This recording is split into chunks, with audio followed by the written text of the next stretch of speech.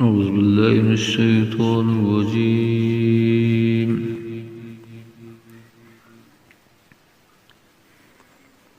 بسم الله الرحمن الرحيم.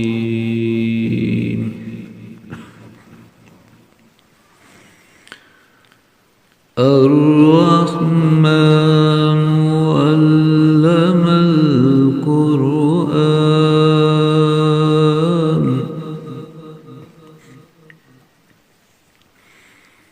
خلق الإنسان علمه البيان.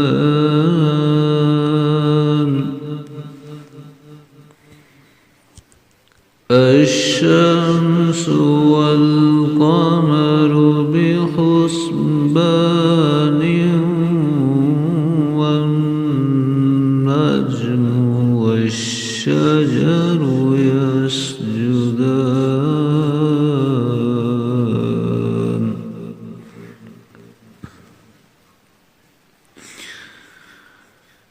والسماء رفعها ووضع الميزان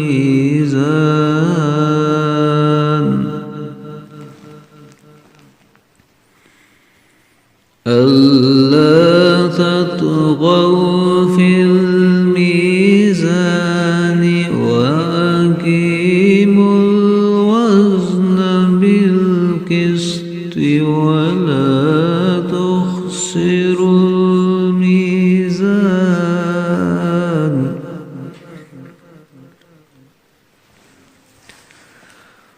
والأرض وضعها للأنام فيها فاكهة والنخل ذات الأكمام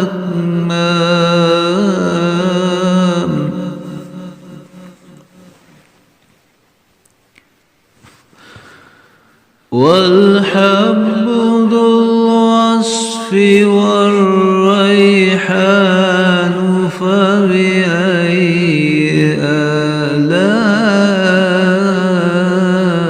آلاء ربكما تكذبان.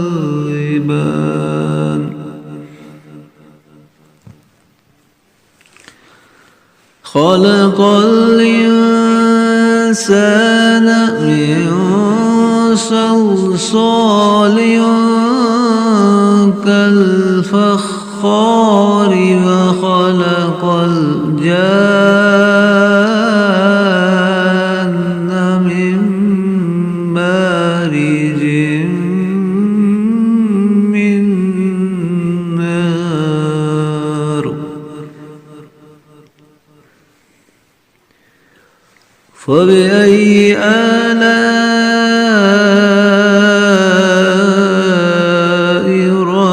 ربكما تكذبان.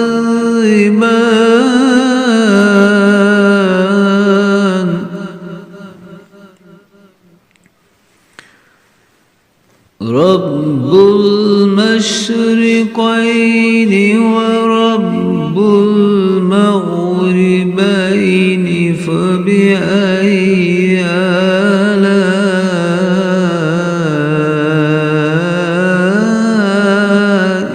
ربكما تكذبان.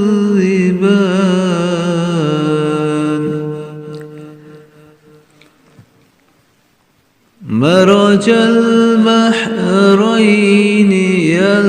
يلتقيان بينهما برزخ لا يبغيان.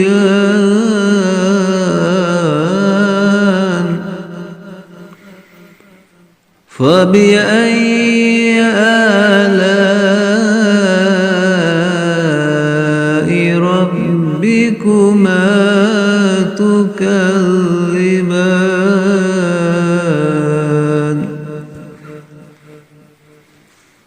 يخرج منهما اللؤلؤ والمرجان فبأي آلاء ربكما تكذبان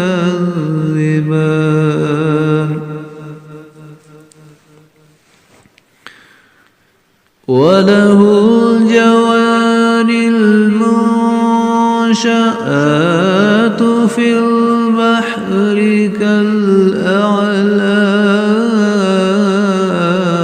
كالأعلام فبأي آلاء ربكما تكذبان كل من عليها فان ويبقى وجه ربك ذو الجلال والإكرام فبأي آلاء ربكما تكذبان يسأله من في السماوات والأرض كل يوم هو في شأن فبأي آلاء ربكما تكذبان سنفرغ لكم أيها الثقلان فبأي آلاء ربكما تكذبان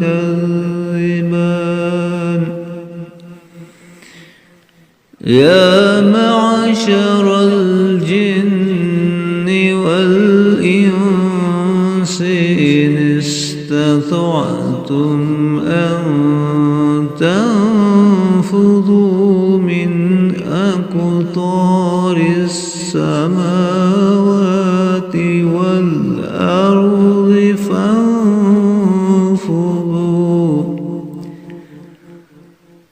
لا تنفذون إلا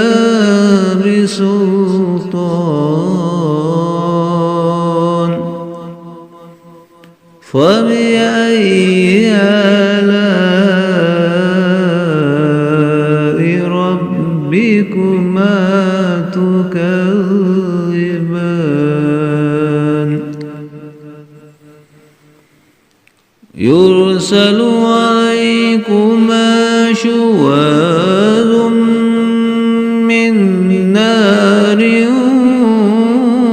ونحاس فلا تنتصران فبأي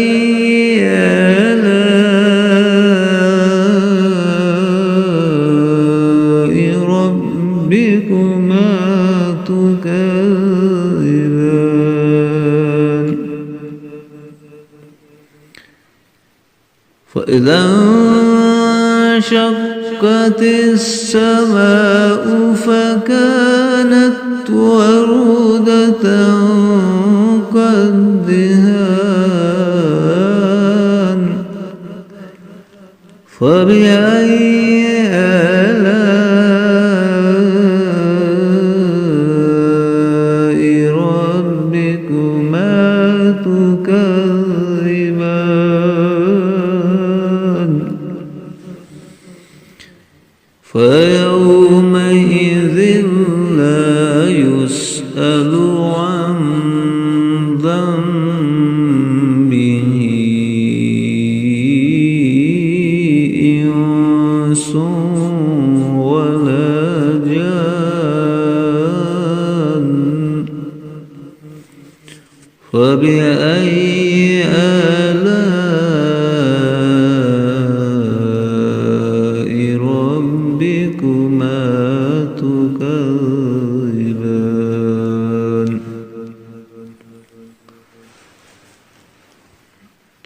يعرف المجرمون بسيماهم فيؤخذ بالنواصي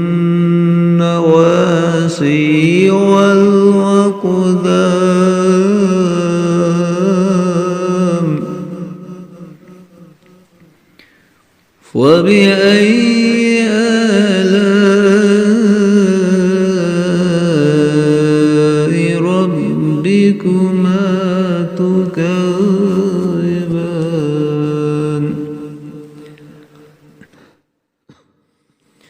هذه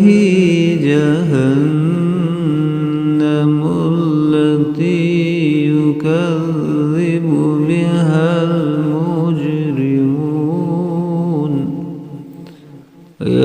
يطوفون بينها وبين حميم آن فبأي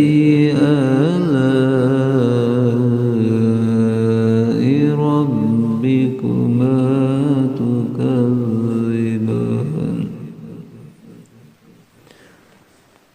ولمن خاف مقام ربه جنتان فبأي آلاء ربكما تكذبان ذواتا أفنان فبأي آلاء ربكما تكذبان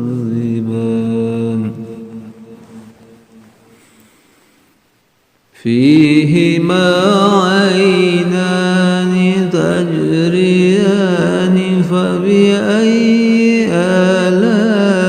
آلاء ربكما تكذبان فيهما من كل فاكهة زوجان فبأي آلاء ربكما تكذبان متكئين على فرش بطائنها من استبرق وجنى الجنتين دان فبأي آلاء ربكما تكذبان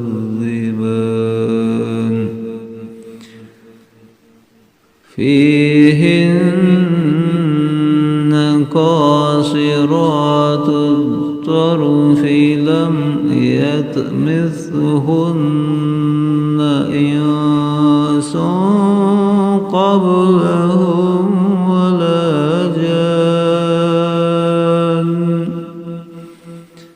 فبأي آلاء ربكما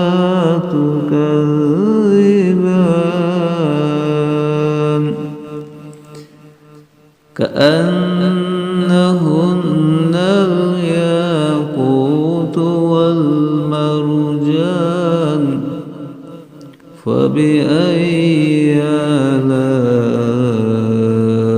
ربكما تكذبان هل جزاء الإحسان إلا الإحسان فبأي آلاء ربكما تكذبان ومن دونهما جنتان فبأي آلاء ربكما تكذبان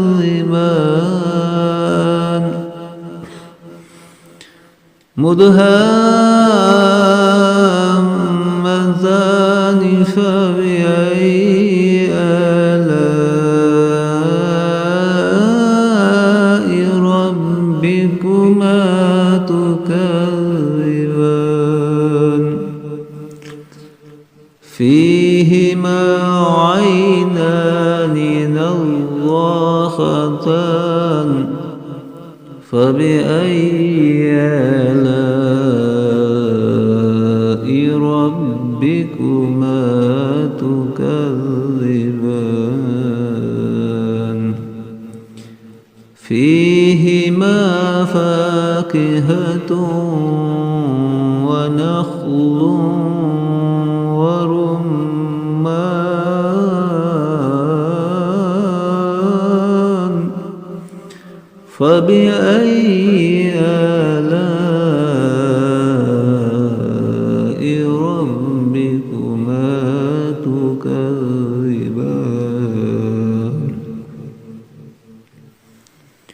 فيهن خيرات حسان فبأي آلاء ربكما تكذبان حور مقصورات في الخيام فبأي آلاء ربكما تكذبان لم يطمثهن إنس قبلهم ولا جان فبأي آلاء ربكما تكذبان متكئين على رفرف خضر وعبقري حسان فبأي آلاء ربكما تكذبان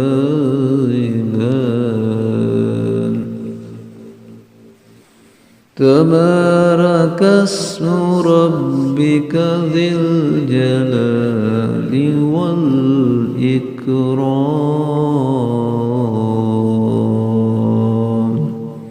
صدق الله العظيم.